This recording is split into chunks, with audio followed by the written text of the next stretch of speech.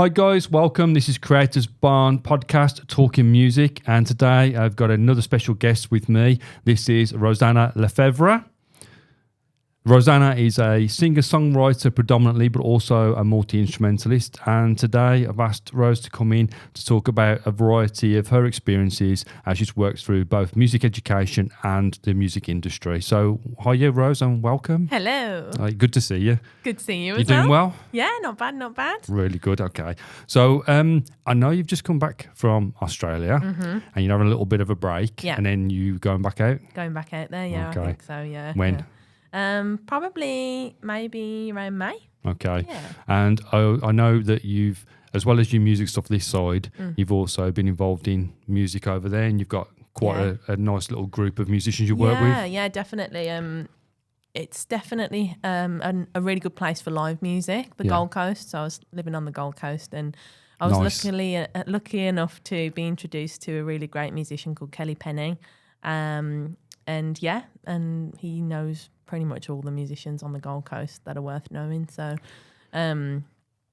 started gigging, and I met him through a lovely musician called Fraser Goodman, who's not with us anymore, unfortunately, bless him. But he was a lovely man, great piano player, keyboard player. And I met him at a jazz night at a venue called Den Divine. It's a music venue, really cool venue on the Gold Coast. And I did one of the jazz open mic nights, and then Fraser heard me sing, and he called Kelly up and said, "You need to hear this singer, man," and sure enough, we got introduced and we worked really well together, and the rest is history, really. So we've been gigging for the past 18 months together, and we've just recently started this new venture called Trey Femme, and there's 3 vocalists and like a band set up, like a nice big band set up. So yeah, it's going really well. So I hope to and plan to gig with them when I'm back. So yeah. Okay. Yeah. You've already answered the question, because I was going to ask you, how did you get introduced to that person? Was it this side of the, or was it that side? And so you've actually gone over there and just met someone just purely through doing an open mic? Absolutely, yeah. So I had a couple of months where I didn't do any music just because I was kind of setting myself up there, and my priority was, a place to live and a place to eat. Acclimatising as well. Yeah, and I found myself feeling a bit bored, really, and I was thinking, why do I feel like this? I'm in Australia. I should be happy, and I was happy, but there was something missing, and then it just clicked to me. I was like, "You idiot! You're a musician. You're not doing music." So then I started having a look around, the local area for open mic nights and music venues to, get my foot in the door, because obviously I was pretty well connected in the West Midlands, because I've lived here all my life. So, often the musos that have gone to the same college as you, or you've gone to school together, or whatever it may be. You've kind of built that network over, well, it was over 28 years of my life at that point. So starting in the Gold Coast, it was quite daunting actually, because I was thinking, I don't know anybody, but it was exciting too. And so then I started researching the open mics and came across Den Divine, which is really cool. If anybody's interested, check it out. It's a cool little venue, not very big at all. And and I just started going there for the open mic nights, and that's one thing led to another, really. So. Well, that networking thing was one of the topics we were going to talk about today, but also ties in with something else you've just said, which was you literally came back, and I think the week you were back, you had a BBC introducing session with Steve Cooper. Yeah. Wow. So it was BBC Introducing contacted me. So a couple of years ago now, or a year and a half ago now, I released an album, my first album. And before that, I was releasing singles. And while I was releasing the singles, I was emailing BBC Introducing, submitting my tracks to them, which I've done for a numerous amount of years. And they're pretty good with supporting me, really. First, West Midlands, BBC Introducing. And then because my family moved to Shropshire, it then moved to BBC Music Introducing Shropshire, which they've been fantastic support for me. So I released my album, and then after releasing my album, I decided to travel around Australia for a bit. But while I was in Australia, I still was submitting my music to BBC Music Introducing. And they emailed me while I was in Australia, and they said, "We really like this track, Here I Am." And it actually won their Song of the Month, which I was really pleased at. I was living in a hostel at the time, and they said, "Can we arrange an interview with you?" And we want to speak to you about this track. And I was like, "Yeah, sure." So I was thinking, where am I going to find a quiet space in this hostel full of backpackers and travellers and things like that? So I did. I found a nice little quiet corner. But point being is, so after that, they were really eager to get me in to get a live session done. But obviously I was in Australia, so never got round to it. But chance had it that one of the producer guys or the radio people there emailed me in December. And they emailed me and said, hey, I'm not sure if you're still in Australia, but would you be keen to do a live session in January? And I said, well, funny enough, I'm due back in December because I made the decision to come back for a little bit because my sister's just had a baby, little Bronte. So she's 6 months old now.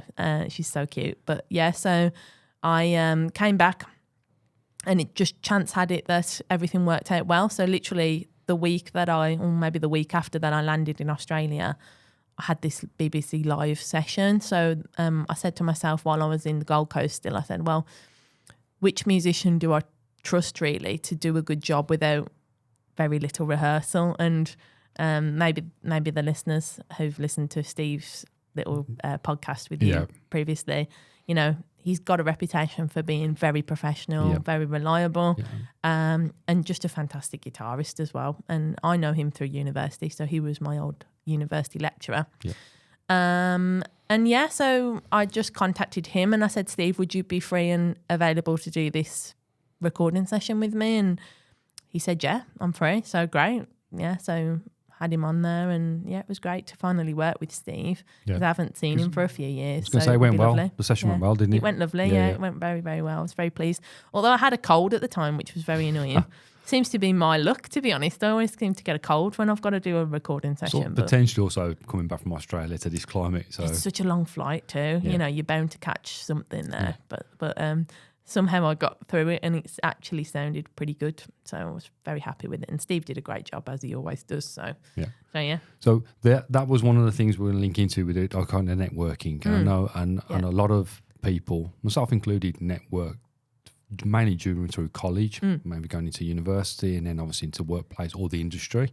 So what I was going to kind of touch on is just kind of like an overview of your experience, because you went through the entire college, uni, masters, and then you went into teaching yourself. Could you kind of I don't know, give an idea, a summary of that experience and what was useful, not so useful, and kind of any learning curves, anything you learned from that experience? And I think any musician will tell you that it's a people job, you're around people all the time. So you've got to be likable, you've got to get on with people, and you can't really have an ego in the music industry. I mean, some people do, and they might get away with it if they're of a certain, I don't know, status or whatever, but nobody will enjoy working with you. So it'll soon crumble apart around you, I think. So getting on with people, being reliable, those are the main things that I think you learn through, college and university. And maybe when you first start at college, you don't realise the importance, and that's when it starts to get drilled into you that,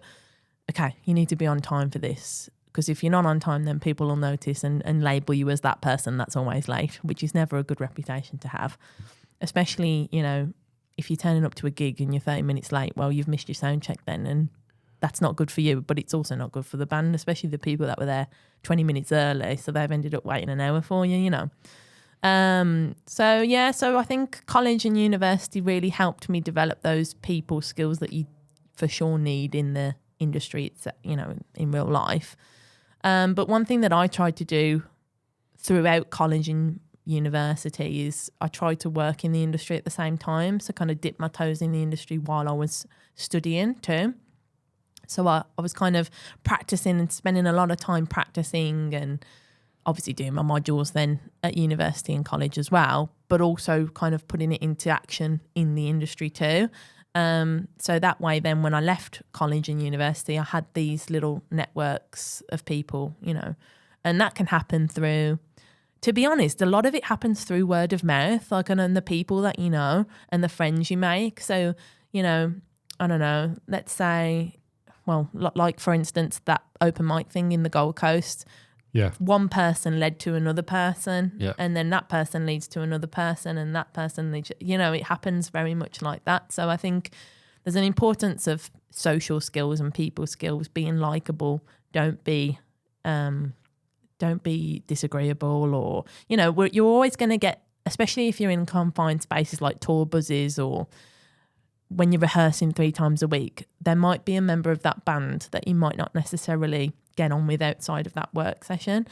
But you should be professional enough to think, okay, well, we've got a job to do, and there's no point arguing with that person and slamming doors and storming out, which, to be honest, you kind of get out your system when you're in college and things like that, and you soon learn it's just a waste of time, really, and it's not very professional. So, and again, if you're going to be that person who keeps storming out of the rehearsal room, you'll get a reputation, and nobody will want to work with you, you know. So those are the useful things, or some of the useful things that I learned while I was studying. And then obviously some of the fallbacks is, you know, student loans and things like that, but then you've got to balance it out with, okay, well, it's kind of worth it for the time and the, you know, potentially what it can lead to. Yeah, definitely. Yeah. You know, because once you've got that qualification, whether that's the college or the university, you can always use that later on. Definitely, yeah. I think it's really important. The fact that you picked up on the people skills is one of the first things you mentioned, because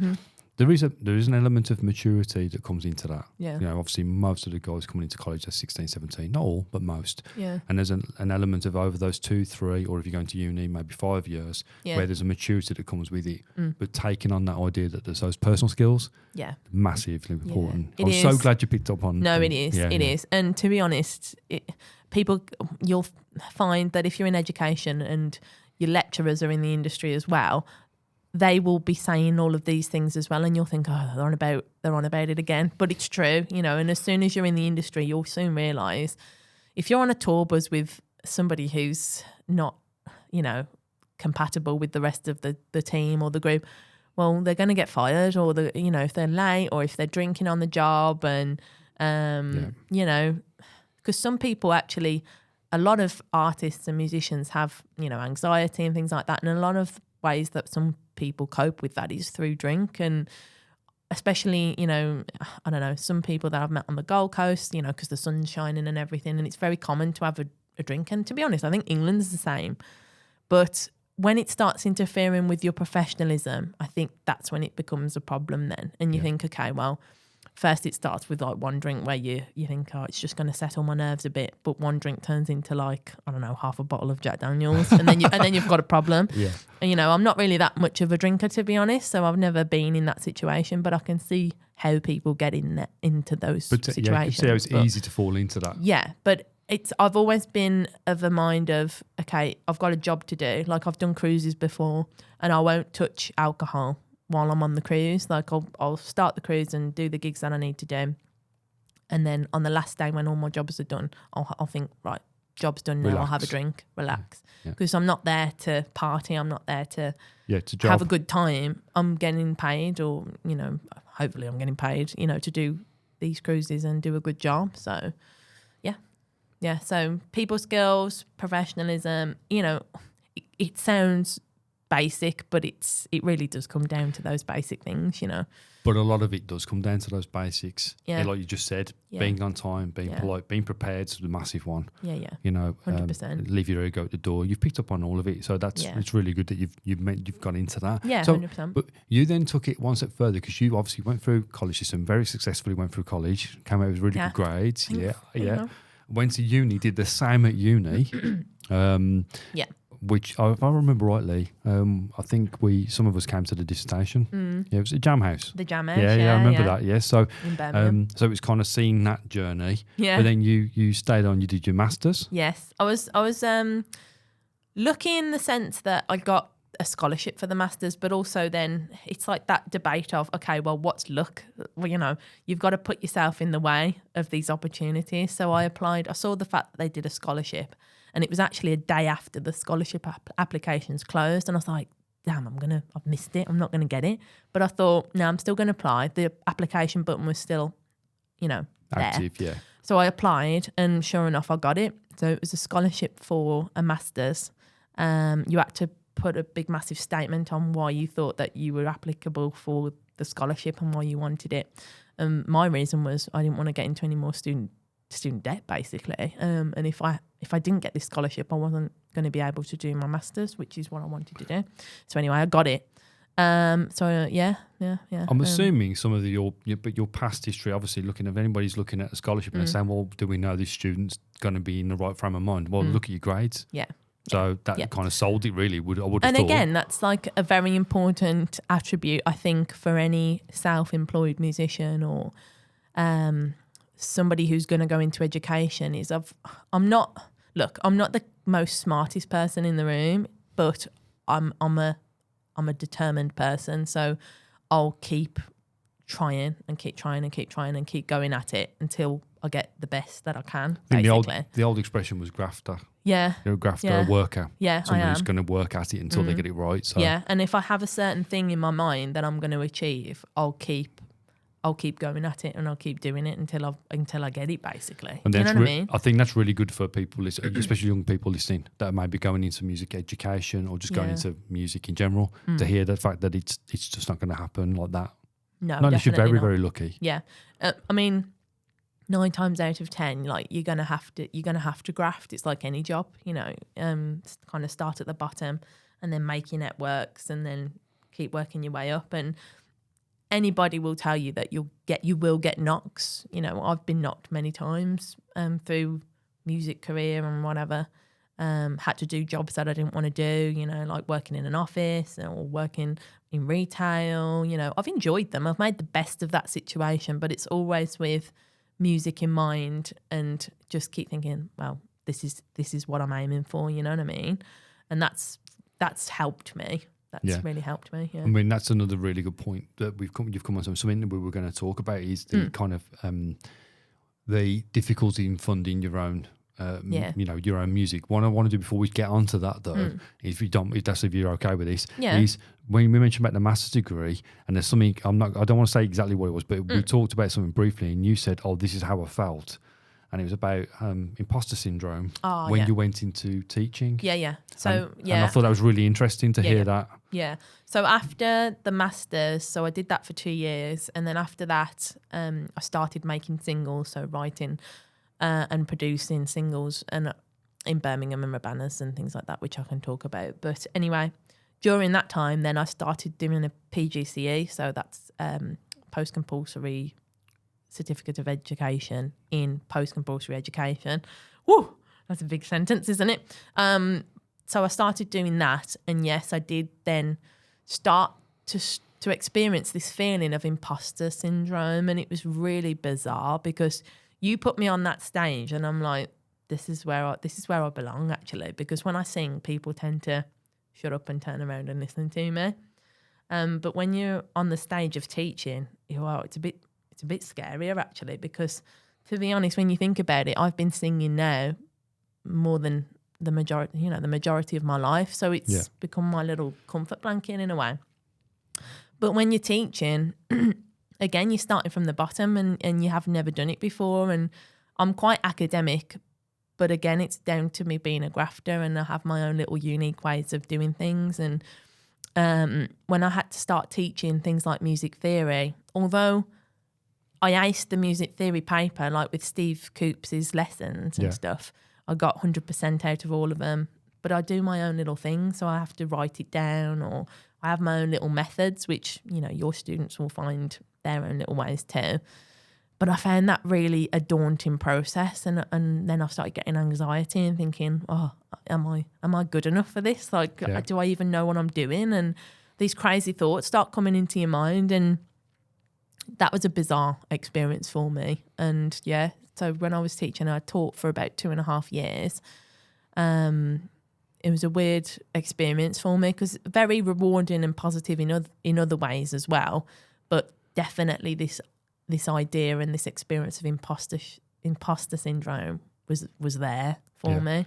It's quite interesting because I think that happens to a lot of people when they first go into teaching. But it was interesting hearing that from you because obviously performance-wise, you've always been very confident. Yeah. So you can't, you think, oh, well, no problem, transfer those skills to the classroom, but it is a completely different environment. Completely different. Yeah. So I think that's really interesting. Completely different. Yeah. And I think it's like anything. I think I said, the other day, it's like when you're learning to drive, you learn to drive and you pass your test and you think, great.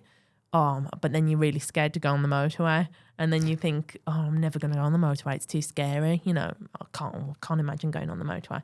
But then as soon as you go on the motorway and you think, you settle your nerves down a bit and you think, okay, I'm actually on the motorway now. And you think, okay, I'm driving, everything's fine. And give or take a few months, you'll go on the motorway and it's no problem and it's not an issue and it just comes that normal day-to-day life. But I kind of relate to teaching in that way because when you first start, you think, oh my God, this is completely new, and you're scared and you think, oh, how am I going to do this? And what about if they ask me this and I don't know the answer, and blah, blah, blah, and all these crazy, scary thoughts start coming in. But I think the more you do it, the better and easier it gets. But it's definitely a learning process. Yeah, I think what I've tried to do when I'm talking to people who are first trying to do this or have not done it yet is there's two things that tend to click in, I think, especially, maybe it's not just musicians, but there's a fear of failure. Yeah, perfectionism, which is a big thing for me. Yeah, it's crazy. That's a horrible thing. It's great in one way, because you want to put out a good product, if you like. Yes, but then it can also stop you moving forward. Perfectionism and not wanting to let go of control, which is really a thing for me. Because when I sing, when I perform, when I write songs, when I produce songs, when I release songs, all of that is my control. And unless it's absolutely perfect, you're not gonna, it's not gonna be released. And I prepare and prepare and prepare. So my performances on stage are as close to perfect as I can get them. But then a classroom, one person says something and the whole plan goes out the window. Yep. It's scary. I'm glad you said that. Yeah. It can completely go off on a tangent, and then what you have to do I embrace that question then and we go off on a tangent, or what about the plan? Then I spent 11 hours planning. Yeah. It's fair play to all the teachers out there, because it's an experience. But But I like the idea. I found the interesting idea of you saying about the imposter syndrome, because most people won't talk about the, I'm worried about this. I'm not. Like the perfection thing. Yeah. Being a perfectionist, that sometimes that is as much a barrier as being not trying in the first place.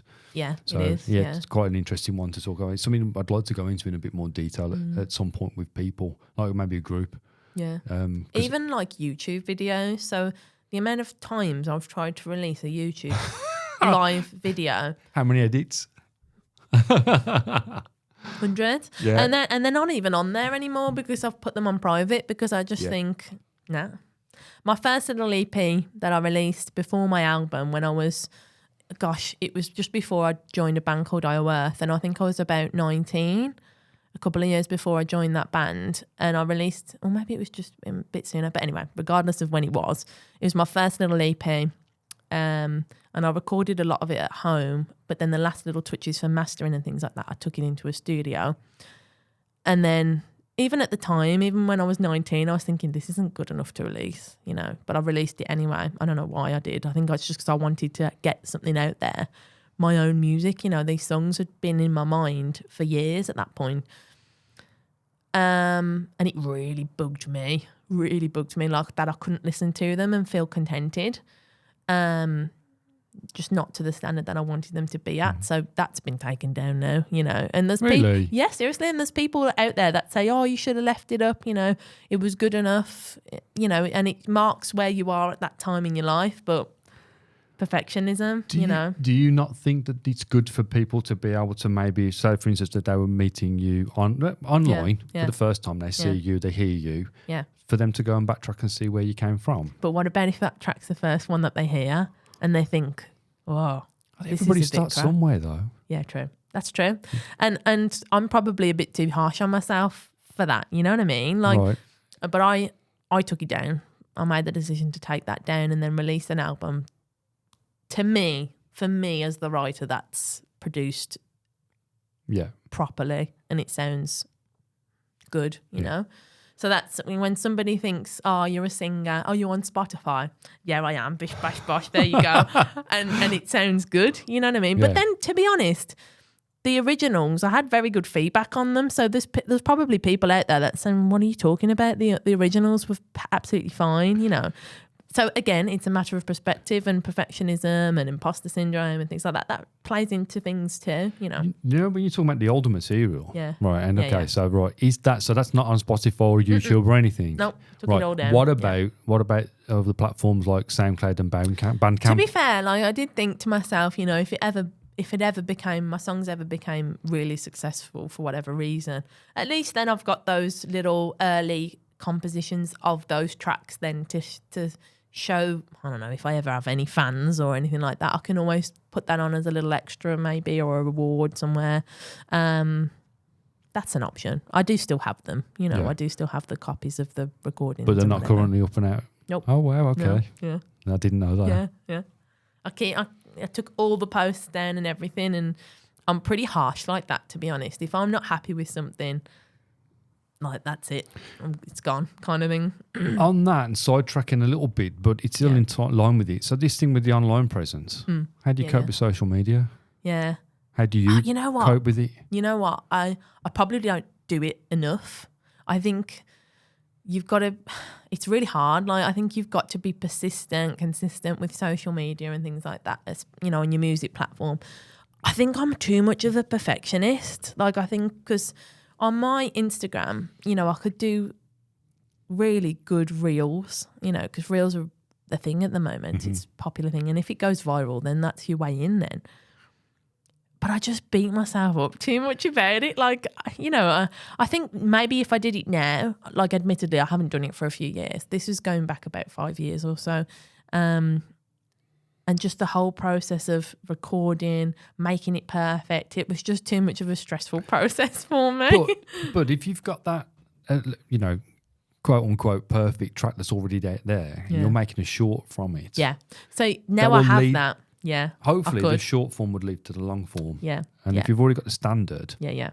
I think now that I've got a good album to work off, it's a nice little place to think, okay, well, and do those reels then. And having that nice album to work from, does that not give you more confidence where you go, okay, stop being so it does. cagey. And it has. Yeah. But obviously I've been in Australia for the past 2 years, so I haven't really had chance to sit down and do some proper reels. But again, it takes consistency. You've got to want to do it. You know, I'm very much a performer and a songwriter, and I find myself not doing social media enough, and I know that I'm not. You know, if you look on my Instagram, I keep up to date with the posts and stuff, but there's so much more I could be doing. Like I could be doing reels, But so I think anybody who does do social media, I think consistency is a big thing for that, you know. And that's something that I guess I've got to work on. The social media and stuff's come up with, I think, every single person I've spoken to. Yeah. As in, it's a necessary evil. If you like, call it evil. It's not evil really, but a necessary thing you have to get involved in. Some people go crazy with it. Others, you don't need to. But like, I think you said consistency, you know, a couple of times a week, I think, or once a week. One thing that I did used to have is a website, and I just thought, why am I paying for this that nobody even uses in my, well, maybe they do. But look, I had, you know, like the little statistic tracker on views. And to be honest, I was getting quite a lot of views coming to my website, but then I don't know, it was an expensive thing for me to keep going when I wasn't making that income back. So I had to dial it back basically when I was in Australia and I was traveling, and I thought, okay, I've still got the domain. I own all my domain names, but I don't have an actively live website now. I just use Instagram. And that's my main thing really, Instagram and Facebook. So and that works fine for me, to be honest. But it's good to own your name. That's what I will say. Like, even if you don't have your website live at the moment, own your name basically. So I own the domain name for mine, my name and my handle. The similar thing, I think I did the similar thing with the website when I was trying to advertise the kind of video, the editing and stuff. Yeah.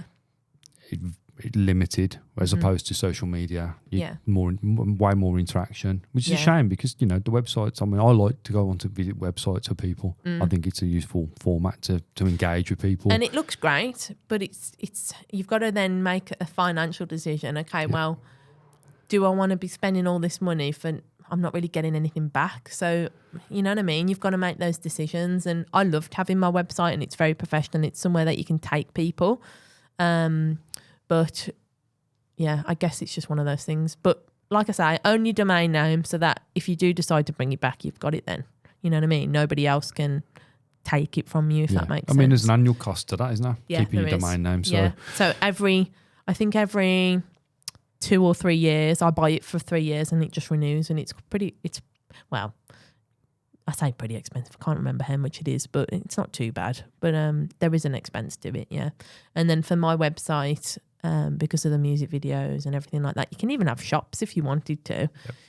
But then it's, again, well, do I have the fan base to pay for a shop? Am I going to make that income back? I think it's a bit of a catch-22 because you've got fan base, and then if you haven't got anything for them to go to. Definitely, yeah. I think you've got to have the fan base first. So I think if I was, to be serious about, okay, I want to make a good income from my solo music, which is difficult, I'd probably start trying to get myself a band together, set up a band, then start gigging. Once I start gigging and building that fan base up, then I'll, to be fair, must say that I do have a Spotify and I have places, again, where people can go to and listen to me. That's important to me. So then start gigging, point them into the direction of Spotify. Once you start building a fan base, then maybe make a website. But I think, to be honest, the way things are, I think you can get away with not having a website now. I think you can have social media like Instagram, Twitter, that kind of thing. Yeah. You know what I mean? Make reels rather than a website, in my opinion. You say you've got Spotify and you've got these other social media platforms. Yeah. What about physical copies of your music? Yeah, so that's an interesting topic because I made the decision to not release a physical copy of my album purely for expense, because I could make a physical copy, but then I was thinking, okay, well, realistically, how many physical copies am I going to sell? You know what I mean? Again, it's a decision that you have to make, and if you can financially afford a physical copy, I think it's really nice to have a physical copy in your hands and think, this is what I've made, But again, it's expensive. It's that you're talking like, I don't know, thousands of pounds to make a batch of albums, and especially things like vinyl, which I would love. Are you kidding me? I'd love to have my album on a vinyl, but is it financially doable for myself at the moment? No. It might be in the future. I've got that option. I've got the option to add on a physical version of my stuff, and I've got that in mind, and I made sure that was an option. Whoever you publish with, usually you've got the option to add on a physical at any point of the distribution, but it's whether you want to put money into it. You know what I mean? Are you going to get that money back? And for me, at the time of releasing my album, I thought, no, I'm not going to. To be honest, it cost me a lot to make that album. And I made the choice to not physically distribute my album. But then I released it like on all digital platforms, like Spotify, Apple Music, that kind of thing. And Bandcamp's a big one. Obviously, Spotify you don't earn much from, but Bandcamp, to be fair, I've earned a little bit from that, from people buying my stuff, because I point them into the direction of Bandcamp a little bit more than Spotify. But, young people, me included, I use Spotify. I think it's a great discovery tool, but you're not going to earn, unless you're being streamed like a lot, you're not going to earn that much money from it. So I think that's when you have to just explore other avenues like gigging live, and then maybe the physical albums and stuff. But it's all personal choices, and I think that's when maybe you could get a manager in to then maybe give you some sort of direction, but then you've got to find somebody you trust to be your manager. Like, I'm pretty protective of my music and my writing, and rightfully so, because these songs have been with me now. They're my babies, they're my children, like they've been with me for like 20 years of my life. But then there comes a point, I guess, where there's a balance to everything, right? You don't want to be too protective, because then, well, nobody's going to hear your music, and then what's the point of releasing them? But anyway, I'm very particular on, I need to own my stuff outright. So that means paying for the recording studios, paying for it all myself, self-funded, releasing it independently. I'm not on a record label. And then, oh gosh, it's Pandora's box. Well, we could go into it for hours, really. Yeah. But so things to think about, I guess. I was going to say, most of the people that I've been on previously, that have got their own music. Yeah. And again, we've talked about the benefits and shortfalls of social media streaming, but then going down the physical side of things and actually releasing actual CDs. I do know a few people that still do actually take the CDs, but it's constantly at a cost to them. Yeah. And it's a real struggle trying to make anything back. And like, as you said, recording an album, rehearsing isn't free. You know, before you even get into the idea of going to a recording studio and paying for an engineer and a studio space. Yeah. And a lot of people, you're another example of that. Yeah. Is people are doing it for the passion, the love of music. Yeah. Because if you were saying, "Oh, I'm just doing it for money," you'd have quit long ago. Oh yeah.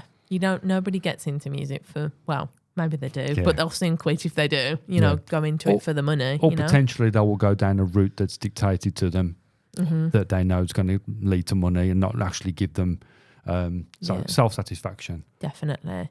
And I love being in the studio. Like, I feel at home in the studio. So I spent so much of my time at Rosanna's in Birmingham with Miguel Seiko. So it's a producer that I work with. There's nothing better to me than sitting down and being able to fund and finance songs that have somehow come into your creative mind, soul, whatever you want, however deep you want to get into it. And it's like an author of a book, you know, you're getting it onto a piece of paper, you're getting it onto a recorded platform. That's come from your mind. I think it's amazing, you know. I love that. I love it, but it's expensive, you know. I was just about to say, on that point, I was going to ask you a question on this, and this wasn't something I planned. This is thinking about what you've just said. It's the last guest I had on, Tong, and before then you've got, you know, Zach and Nick, Steve Cooper. Yeah. But in particular, a couple of those guys mentioned about the fact of having another pair of ears. Yeah. Oh, yeah. So did you find that when Me you're working Miguel, with? I was about to say. Yeah, 100%. He'll laugh at this because he's trained me well now. I'm like his little Jedi apprentice. He's like the master Jedi, and I'm like the Jedi Knight. Padawan. Like, oh yeah, and you know what? He's really helped me with that perfectionism, with that self-critical. No, we need to. There's right. Letting it go. Huh? Letting it go a little bit. Letting it go, letting that control go a little bit. And he's really helped me with that. And it's been very, very good to be able to find somebody that I can just absolutely, and I mean trust with my music. And that's a massive thing for me. And I just trust Miguel completely. He'll make the right choices. Because when I first went into the studio when I was 19, it was so hard to like let go of that control. And I need to be there. I need to sit and co-pilot this with him the whole way, which I still do, but it's not out of fear anymore. It's out of enjoyment, and it's out of bouncing off of each other, and I can get that nice little balance of Miguel likes that bit, or I like this bit, and why don't we try this, or why don't we try that? Whereas before, when I was a teenager, I was a bit more like, this is my baby, I've got to protect it, I've got to be there, la la la la.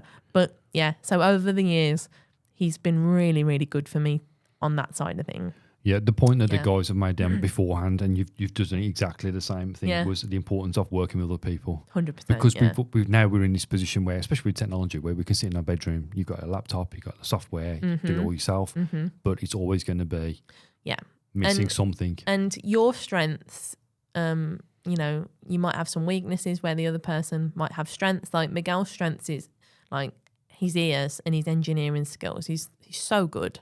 So I could never do that side of things, you know. Well, I probably could, but it would take me years to learn, you know.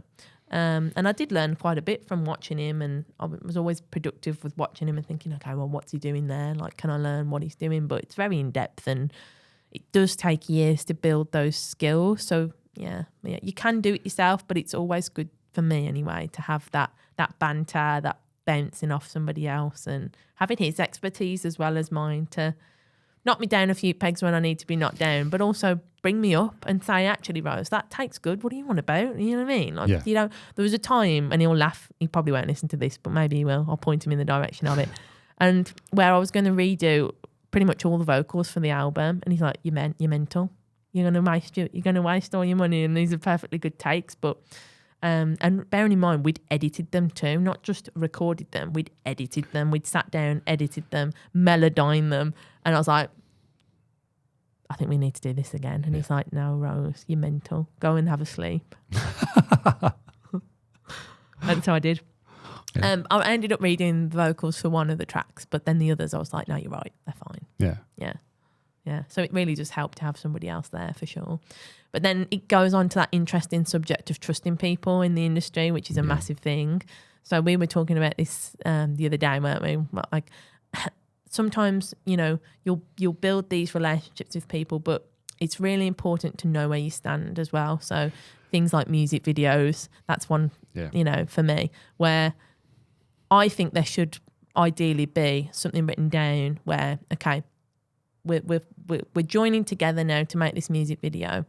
Who then owns that raw footage of the music video after its completion? Who's got the publishing rights to that music video? I own the music outright, but then what happens to the video?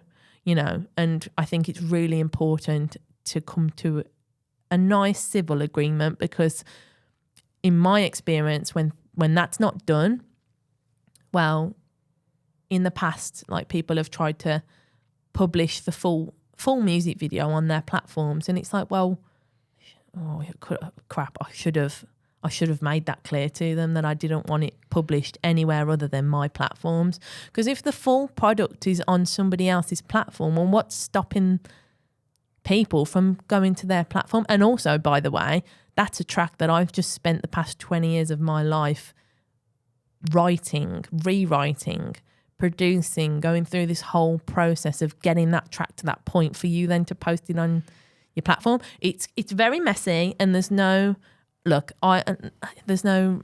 complete right or wrong answer, but I think it needs to be in writing before you then go into that that situation with that person. Once the music video's done, then, well, it's done arguably, and then what you're going to do?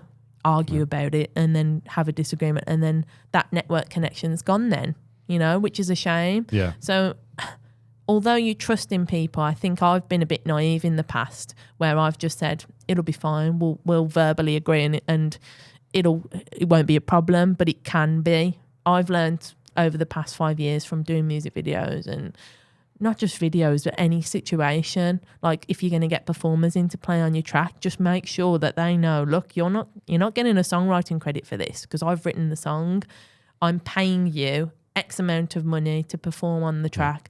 And you don't have to be not a nice person about it. Like, you're just going to have to be professional, get your professional producer, songwriter hat on, and say, okay, look, this is the track. I'm going to send you this track now. And, maybe you could give them an idea of some of the parts that you want. And if they start then in turn trying to write the song, I'd be like, sorry, no, that's not what I'm hiring you for. I'm hiring you on a basis of just being a performer. I think there just has to be clarity on these. If you're going to bring people in, even if it's people you trust, I think there has to be some sort of clarity there. And just be, any songwriters, any performers that are making music videos, whatever, just make sure, you don't have to be an asshole about it, but just make sure you've got something. It could be an email, it could be texts. Just make sure that you've got it. And make sure you're on the same page, because when you're not on the same page and these things have been created, it causes arguments, it causes disputes, and it's not nice. Like, it's not nice for anybody to be. I can proudly say that I've only really fell out with a couple of people in my music career, and I really try and avoid it if I can. I hate falling out, and it's unnecessary, Yeah. But sometimes it happens, and it's not nice, but all you can do is learn from it, I think. So I think really important, like you said, was the fact that when you do have these disagreements, say, or falling out, misunderstanding, should we call it? Yeah. Let's call it a misunderstanding. Yeah. That it's a potential, like you said, it's a networking partnership that's then gone, possibly forever. Yeah. So, I mean, one of the things... There's people that I wouldn't work with now. Yeah. I was going to say, I mean, what you've said, everything you've said, like, the text, the emails, but I mean, just having it written down and saying, somebody's accepted it. And like you said, you don't have to be an arse about it. Yeah. You can say, look, this is the way I work, and these are the things I need you to agree to. Yeah. I kind of get that. And be careful as well of other people sending you contracts too. So it's only happened to me a couple of times, but I got invited to do a couple of sessions for people that I've met through networking various places, and they've sent me a contract. These are American producers, managers, whatever you want to call them. They've sent me a contract prior to the recording session, non-disclosure agreement, fine, whatever. I'm not going to, whatever, copy exactly what I just said, basically, not copy or publish the music that you hear and that you record for that artist. Fair enough. But then further down the contract, there was legalities and things like that I didn't understand.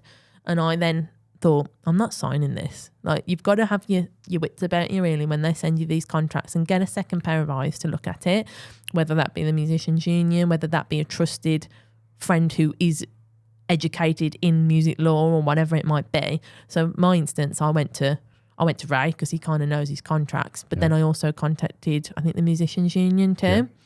And one of the clauses, it was an American clause. I can't remember what it was now, but it was basically taking away my performance rights. So as a performing musician on a track, no, you don't get any songwriting credits if you haven't written the song, but you do get a performance credit. So you get X amount of fee for the session, and you get a continuous payment for being a performer on that track. Every time it's played, basically. Yeah, through PRS and PPL. And this is another thing that we could get into, but it takes forever. But you get like an identity code. You have to set yourself up with PRS. And I make sure that all my performers that are on my tracks are credited through PPL and PRS. Even if they haven't got the little code, their name's on the data. Yeah. So if they do ever get a code, they can then backtrack and get whatever they're owed for the track. Right, okay. Does that make sense? Yep. But this clause, this contract that they sent me, was basically eradicating that performance royalties. And I thought, it's a bit dodgy there. You know what I mean? So you have to make a decision really on whether you want to be signing these contracts or not. So yeah, it works both ways. Make sure that there's clarity, and I think that's really important, not only to not sever those networks, because it's such a shame when that happens.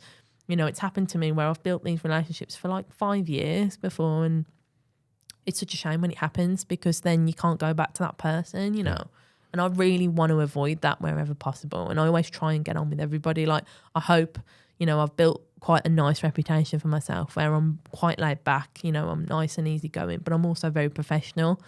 And it's very rare for me, to be honest, to fall out with anybody. So yeah, just try and avoid that if possible. But don't let yourself be done over too. You see this contract and you think, okay, fair enough, I'll just sign it willy-nilly. Yeah. Be careful of what you're signing. Get it checked. Yeah, I think your musicians union is a great one to go to. Yeah. It's kind of linking a little bit onto that one. When we were talking about, obviously, the networking thing, you mentioned IO Earth earlier, and bands and auditions. And one of the things that I've been asked about to ask guests and about going in for auditions and about the learning experience from going in with the right attitude. Yeah. 100%. So, and I know you've got some stories on that. So 100%. Yeah. So, funnily enough, I was gigging with a tribute band, like a Fleetwood Mac tribute band, when I was like 18 or 17. I was really young.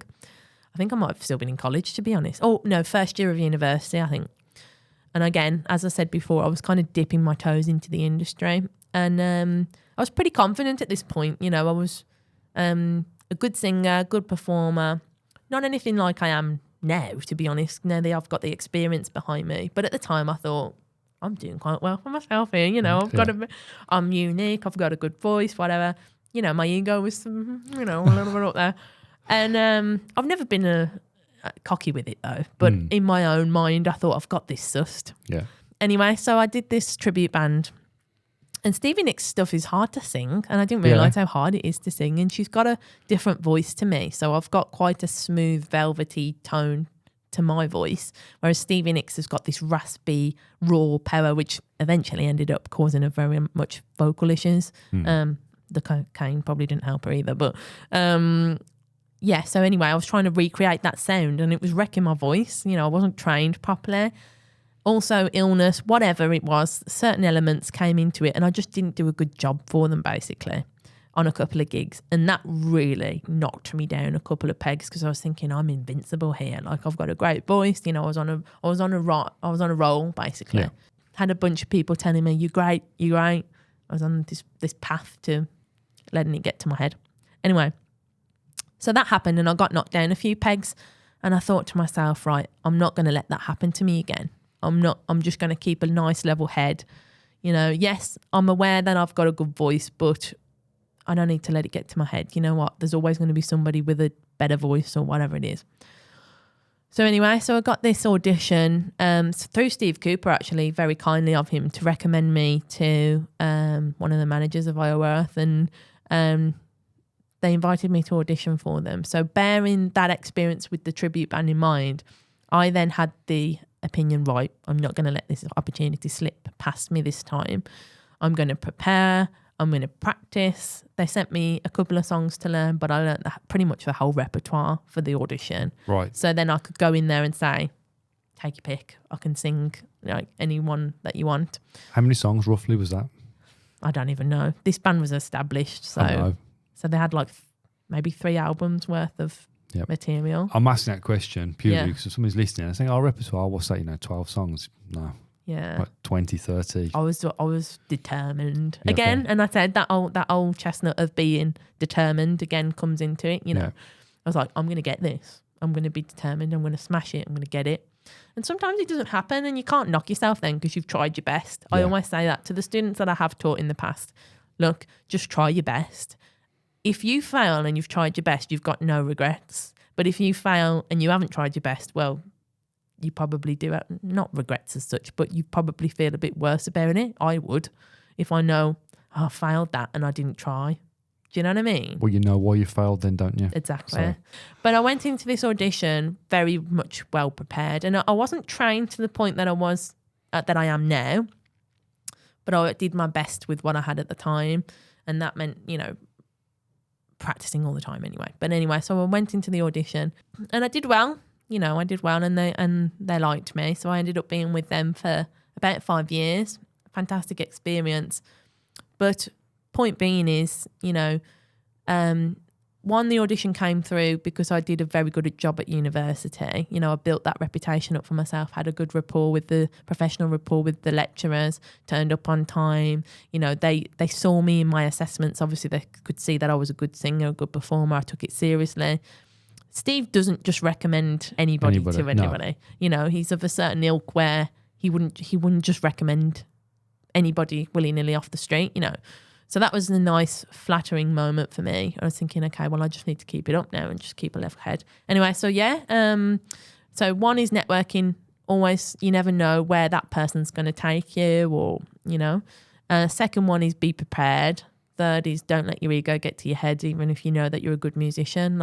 Because I've met some fantastic musicians in my lifetime, fantastically technically gifted drummers, but their attitude isn't there, or there's something failing them, like they're not turning up on time, or their attitude's bad, and it's such a shame because they're technically fantastic, but then they fall back in other ways, so then it makes them unhireable then, and it's so frustrating when that happens. But yeah, so auditions, I think networking is again obviously a very big thing for it, but just prepare for it and don't assume that you're just going to get the job because you look the part, unless it's X Factor, where I've auditioned for X Factor. I've been scouted years ago. This is going back years again, in my early 20s, where you go and they see you at an open mic night and they scout you for the producers then. So you skip the first 2 phases of the application process. Mm-hmm. Yeah. You go and then sing for the producers. In that situation, in my opinion, it's kind of based on how you look. Have you got the story behind you that they're looking for? Because it's entertainment. Mm-hmm. It's not just based on your voice. Yeah. But anyway, I digress. But yeah, so. No, I think that's all useful. What happened with that? The X Factor thing. Yeah. They said to me, because bearing in mind, again, I gave it a good few shots, to be honest, in my early 20s. And I think the last time I applied or I got scouted, maybe I was about 23 or 24. And they said, come back in a few years because you need some more experience. And to be fair, I never went back because I tried a few times. And the more I thought about it, I was thinking, well, look, now if you want to get really deep, well, do you want fame? Do you want that level of fame? You know what I mean? Because with a lot of that comes, it's a good thing, and arguably it's what you deem as successful then, because a lot of people would say having overnight success on X Factor or platforms like that that's it, then you've made it.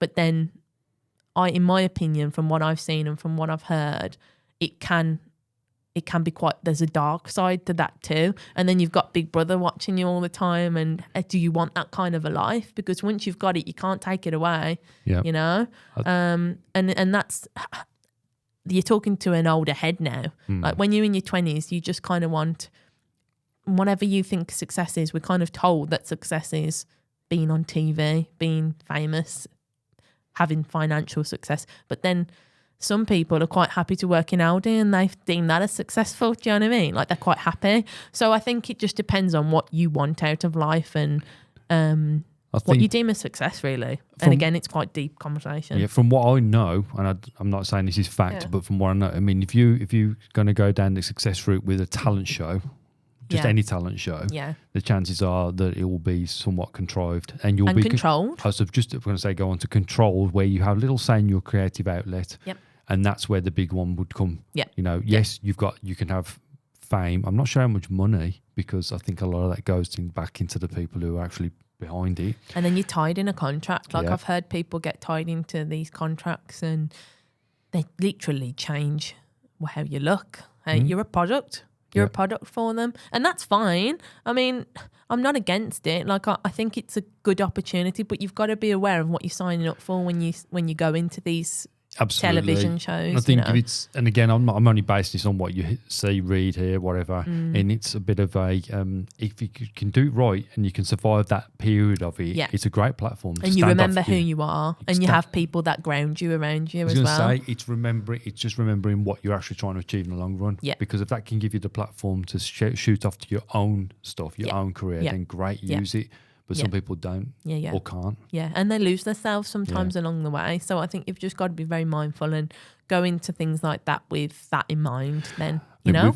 I think we've got a massive, I think certain industries, music being one of them, but film industry, music industry, got a massive issue with, especially taking young people, you know, like you're talking about like in your early 20s, or younger than that, putting them in the spotlight and they get no real support of how to deal with all that. Yeah, it's like Love Island, like these people who go on Love Island and they have immediate overnight success. They don't know, but I think that's why they've started bringing in therapists and things like that now to help them deal with that overnight success, because it must be crazy. You know, you imagine stepping out your front door and having press and media there all of a sudden. It's like, I look like a potato, like, you know what I mean?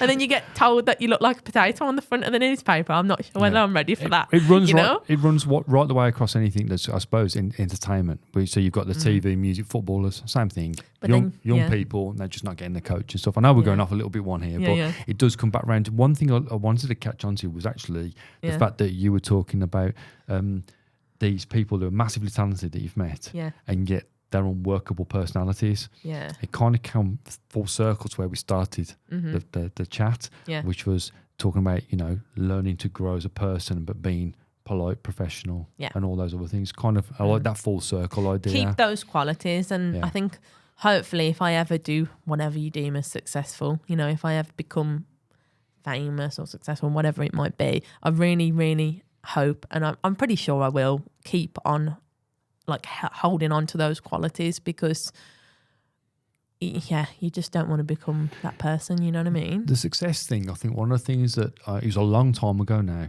and it was a Wolverhampton uni, and Steve had organised for Guthrie Govin, amazing British guitar player, to come in and do a chat, and he did a little bit of playing, but when somebody said, what was one of the questions, one of the students said, so how do you feel now you've succeeded, now you've got success? Yeah. And obviously he downplayed it. You know, he's done well. He's successful. Very, I mean, really ridiculously successful. Yeah. But he actually said, I get to do something along the lines, I can't quote, but he's basically said, I get to do my hobby for a job, which I love. Yeah. I've got enough money to pay for a roof over my head and a few beers at the weekend. Yeah. And that was his idea of success. Yeah. And I loved that. Yeah. I took that away and I sell that to the students year after year. Yeah, that's fab. I think that's great. I think I met Guthrie Govin actually through because I was in the progressive scene, obviously, and then Marco Miniman, who I met. You know the drummer, don't you? Yeah. Yeah, I haven't spoke to him for years now, but when I was in the progressive music scene, he was so lovely, and I went to see them in, like, I don't know, Manchester or something. I think, if I remember rightly, it was Coventry Empire. Coventry, yeah, that's and it. that's one of the first gigs they came out and said no photos or filming. That's right, yeah. And it was one of the best gigs, not just from music-wise, but from the fact that you weren't stood there behind somebody with their arms in their air for an hour and a half. And again, that's talking about somebody being likeable. I expected, when I first met Marco through IO Earth, I expected him to, because, I mean, you only have to look at Marco Miniman to see the level of expertise, technicality, genius, to be honest, of him. And he's just shot up in success or fame or, you know, notoriety as such a fantastic drummer now. I mean, didn't he turn down Dream Theater or something? It's crazy. I don't know whether he turned them down. I don't even know if he went for the audition, but I know that the guys in that band, Guthrie, the drummer, I'm trying to remember the bass player's name, which I can't. Apologies. I know what he looks like, but I can't remember his name. Those guys, they're right up there. Yeah, but my point being is, I just expected him to be highty-tighty or whatever. He is, I mean it, the nicest, down-to-earth person. He's got this lovely, gentle German accent, you know, slashed with American now. And we became friends, you know what I mean? He was so down-to-earth. And so such a lovely guy. But then that was so refreshing because I thought, oh my God, like, that's somebody who's held on to their values and their characteristics. And, you know, even though he's arguably one of the best drummers in the world, and he's still very humble, which is great. Yeah. Okay. Well, like I said, we have gone off a little bit there, but I liked it. It was good. I like the fact we've talked in a few things, but we have gone kind of full circle. But before we kind of wrap things up, because it's been really interesting. Yeah. Before we wrap things up, is there anything you want to kind of finish with? Is there anything, because you've already mentioned about the professional and being punched. Is there anything else that you would tell somebody, you know, young person coming up, other than the being professional and being prepared, polite, being a person's person? Yeah. Other than that, is there anything else you would say to look out for or be aware of or strive for even? I think it's just having that determination, really, because it is gonna be challenging at times. Do you know what I mean? Like, especially if you're a creative person and you want to be releasing your music and going through your 20s, it's very tumultuous time anyway, because, you know, you're going through a lot of life changes and decisions, actually, which can be very challenging in themselves. But I think just stay determined and have something to focus on is what's really helped me. So always have something or a goal to focus on, you know. So I had college, right, let's do the best I can at college. And I did. Right, what's next? Okay, next thing is university. Okay, well, let's do the best I can at university then. Okay, done that. What's next? I always like to have a next plan. You know, what's next? Always think, okay. But then again, there's balance with that too. You know, so some people would argue, well, just enjoy the moment. But then I like to have something to focus on. So I think just having that determination, have something to work towards, and don't let the knocks knock you back too much. You know, I think sometimes knocks are good because it keeps you humble. Yeah. But then don't let it knock your confidence that much where you don't get up and you don't perform or you don't put it out there, which it can happen. You know, don't let the imposter syndrome get to you too much, which I never let it. You know, it was always there when I was teaching or when I put stuff on YouTube or whatever it was, my first EP, whatever it might be. You know, there's times where it did get to me and I did take them down or didn't post as much, but just stay determined. And if you do want to post reels, then you'll get there. You know what I mean? Like, just keep trying, basically, is what I'd probably advise to younger people that are first starting out. Yeah, that's probably what I would say. Yeah. Okay. Yeah. Well, that's great. It's a nice note to end on as well. Yeah. So once again, Rose, thank you so much for coming in. Mm-hmm. Really good talking to you again. Thanks. It's good seeing you because I've said I don't see each other anymore. So I'm just going to do a quick sign out as I do at the end of the video. So guys, thank you so much again for watching and or listening. If you get a chance, pop down into the description, and that's where you'll find all the links to Rosie's music, social media and other platforms. If you have got any comments, thoughts, suggestions, please also get involved. Drop them into the comment section on the video. But until the next one, take it easy and I'll see you again.